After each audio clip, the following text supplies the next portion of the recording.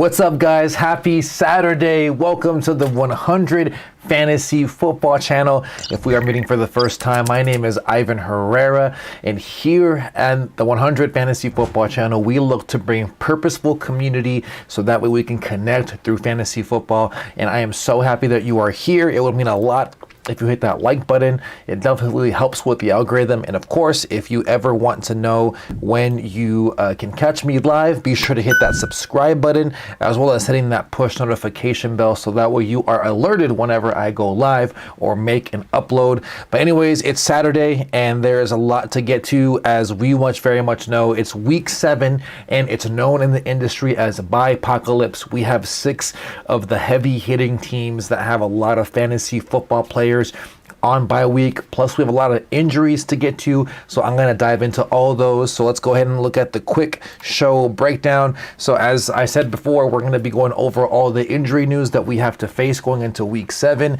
and we already have a lot going on considering that this is the heavy amount of bye weeks that are going to be going on in the season, which is week 7 once again. And we're going to also be going over players that I think are must starts going into week 7, players that I know will be filling in for a lot of your players that you may have on bye. And we're going to then go over bold predictions as to who I think is going to blow up in this upcoming week. And then when we're going to come to the end of this video, we're then going to have a Q&A so we can answer all your questions related to week 7 and what's going on. So with that, let's go ahead and get back into our notable injuries going into the week. And so week 7 is already pretty crazy because we already have so many teams on bye, but it got even crazier with so many players that are also injured, and none more important than that of Alex Collins, who's already filling in for Chris Carson, who was placed on the IR last week. The Seahawks already saw what life was without Chris Carson in week 1. Alex Collins got a lot of work. He also showed up on the injury report this week as someone that suffered and is actually currently listed as questionable. And it's going to be tough because it's hard to really assess how to evaluate Alex Collins in week 7, considering that Rashad Penny also just got lifted out of the IR for the Seattle Seahawks and is expected to play. And secondly, they're also playing the New Orleans Saints, who have been a great run defense. So this matchup isn't really the most intriguing, but considering that we are in week 7 and we are in a situation where you don't have probably most of your players available, Alex Collins may be one of those players that you may have to play as a desperate pinch going into week 7. But it's going to be tough because Seattle may also rely heavy on other running backs that they have there, like DJ Dallas and Travis Homer, also go along with Rashad Penny. So I'm playing Alex Collins, but it's not going to be the most fun. I'm not going to be the most confident because, well, Alex Collins, like I said, he was heavily utilized last week, but there's so many players that could also fill in. So this could be a tough one to assess. And plus, they're going up against New Orleans. So for me, I would fade away from Alex Collins, but this is BYE-pocalypse, so you may not even have a choice but to play him. So if you have him, best of luck. Hopefully it falls into the end zone for you. At least make the outing a little bit solid for you. Next one we're going to be going over is one of the players I actually have, which is Kenny Golladay for the New York Giants. He also was rolled out for week 7 along with teammate Kadarius Toney, which means that Sterling Shepard is maybe the only wide receiver that's going to be getting all the lone targets.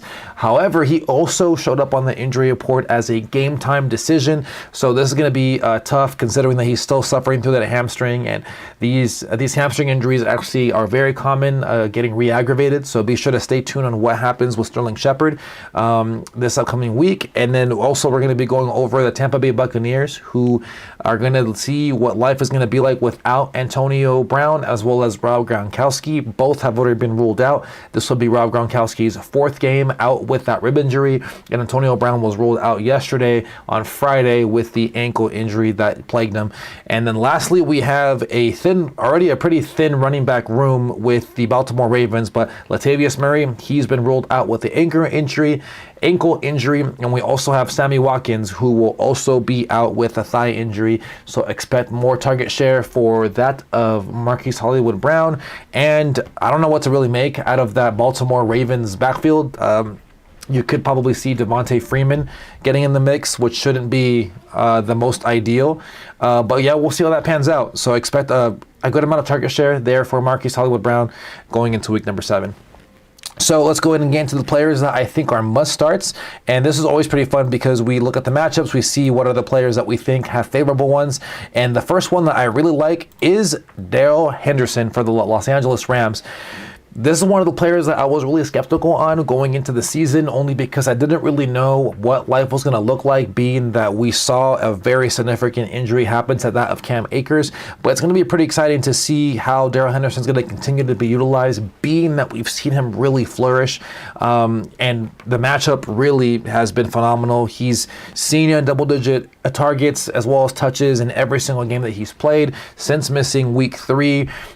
He has been the running back number 8 during that time, and he's just been phenomenal, being utilized in the run game as well as in the passing game. And Detroit gives up the most fantasy points to running back so far in 2021. I expect with a loaded Rams offense to going up against that depleted Lions defense that the Rams will capitalize and have a huge game for Matthew Stafford, and I expect Darrell Henderson to be at the center of that, getting a lot of usage and really capitalizing on the plus matchup. Next player we're going to be going over in week 7 is going to be Damien Harris. Damien Harris is someone that I was really high on into the season. He's had a couple of rough weeks in between after his great week 1 start where he had over 100 yards. In week 6 he was able to once again eclipse the 100-yard mark, and I love the matchup going up against the New York Jets. The New York Jets have given up the 2nd most points to the running back, and with everything going on right now with BYE-pocalypse, I believe that Damien Harris is a must-start going into week 7, considering that there's so many great players that are currently on bye, and Damien Harris should be one of those players that should be started with confidence going into BYE-pocalypse. Next player I'm going to be going over is, Next player that we're going to be going over is going to be from my Philadelphia Eagles, Dallas Goedert. Now, with Zach Ertz officially traded last week to the Arizona Cardinals, this now frees up Dallas Goedert to be the lone tight end of choice for Jalen Hurts. And this takes up so much pressure because even in the beginning of the offseason, I had a lot of question marks as to what to make of Dallas Goedert if Zach Ertz wasn't going to be traded. Now that we have Zach Ertz gone to Arizona, this now frees up Dallas Goedert for all that target share and gives him now the best opportunity to really shine. And I also love the matchup. I think also with going up against the Las Vegas Raiders, the Raiders currently rank 2nd most in points allowed to tight end in fantasy, and they also allow the 6th most points to the tight end as well. So I think that the matchup itself and the opportunity that this now gives to Dallas Goedert makes him a must-start. And also, lastly, Philadelphia, they're the 2nd most highest targeted team when it comes to the tight end. So all this really points to a great matchup and a great week for Dallas Goedert.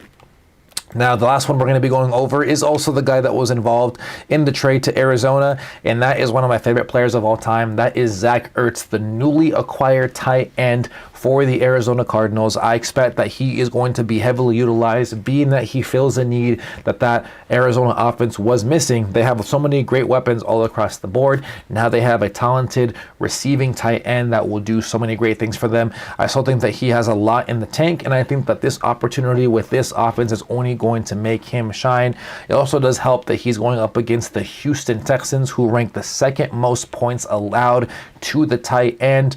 And I think that right now this is more of how weak the Houston defense is against the tight end, and I believe that Kyler Murray as well as that offensive scheme is going to really cater to Zach Ertz in week 7. It's going to be great to see him have a wonderful debut going up against the Houston Texans. Now, the other player I'm really high on actually is going to be the feature of this week's bold prediction. So with that, let's go ahead and get to the bold prediction of week number 7.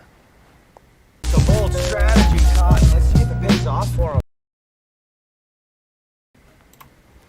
It's no surprise that Allen Robinson has been a disappointment so far in 2021, but I think that the talent is still there and there is redemption along the horizon. And what better way to redeem himself, Allen Robinson, after being drafted really high, than going up against the Tampa Bay Buccaneers in week number 7. Listen, this defense is amazing. However, one of their weaknesses is in their secondary. And not only that, but they are suffering a lot of injuries, especially especially with some key players. And I think that this lines up for Chicago to have a wonderful opportunity for Allen Robinson. Look, I get it. Allen Robinson ranks currently 52nd in targets, this year, whereas in last year he ranked 3rd in that statistic. And it's really hard to really fathom him being in the situation where you're hoping that he breaks out to the form that he has been producing since he got into the league. But I think that this is going to be a wonderful opportunity because, look, despite the disappointing year, Allen Robinson has had 5 or more targets in 3 of the last 4 games. And I think that with Tampa Bay having some key injuries in that secondary, Allen Robinson will go off and will redeem himself to really explode and show that value, because I'm really praying for it because I do have him in a number of teams. But I've also been a big fan of Allen Robinson, who has in the past shown that he can be quarterback proof. I still believe in Justin Fields. I still believe that Allen Robinson can flourish. And with that, here is my prediction for week number 7 for Allen Robinson. So my prediction for week number 7, I'll say that again. My prediction for week number 7 for Allen Robinson goes as follows. He is going to have 8 receptions on 12 targets for 89 yards and 2 touchdowns. You heard it here first. 2 touchdowns for Allen Robinson going up against a depleted Tampa Bay secondary, making him my bold prediction for week number 7. Now we come to the conclusion. And I did have, let me go back to my main stream here. Here we go.